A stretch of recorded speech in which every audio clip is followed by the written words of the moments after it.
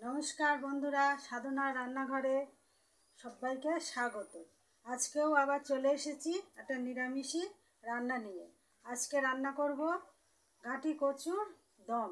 এটি একটি সাবেকি রান্না, খুব কম মশলা, তেল মশলায় খুব কম উপকরণে এটা আমি বানাবো, দেখুন।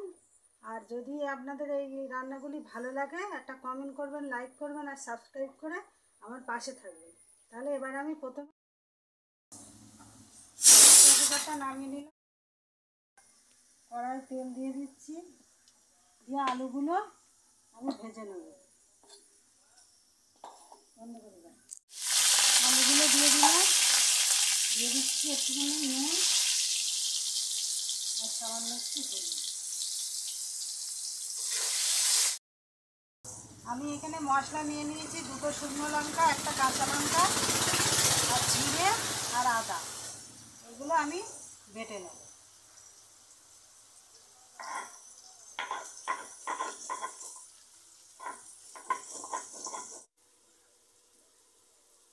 আলুটা ভাজা হয়ে গেছে, আমি তুলে নিলাম।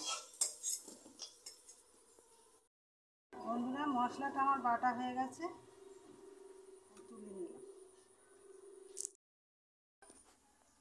এবার আমি ফোড়ন দিয়ে দিচ্ছি গরম মশলা, থেতো করা 1টা শুকনো লঙ্কা, 2টো তেজপাতা আর গোটা জিরে। ফোড়নটা একটু নেড়ে ছেড়ে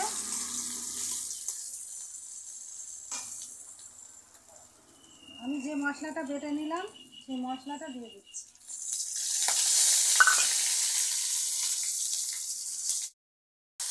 এবার এই টমেটোটাকে আমি বেটে ফ্রেশ করে রেখেছিলাম, এই টমেটোটা দিয়ে দিলাম। একটু সেদ্ধ করার সময় নুন দিয়েছিলাম, বুঝে নুন দিলাম। আর দিয়ে দিলাম হলুদ,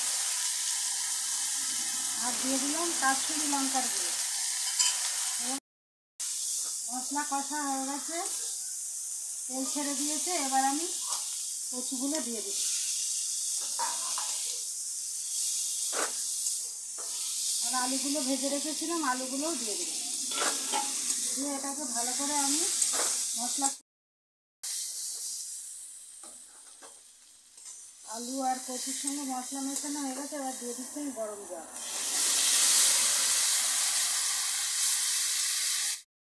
এই গরম মশলাটা আমি এখন বেটে নেব।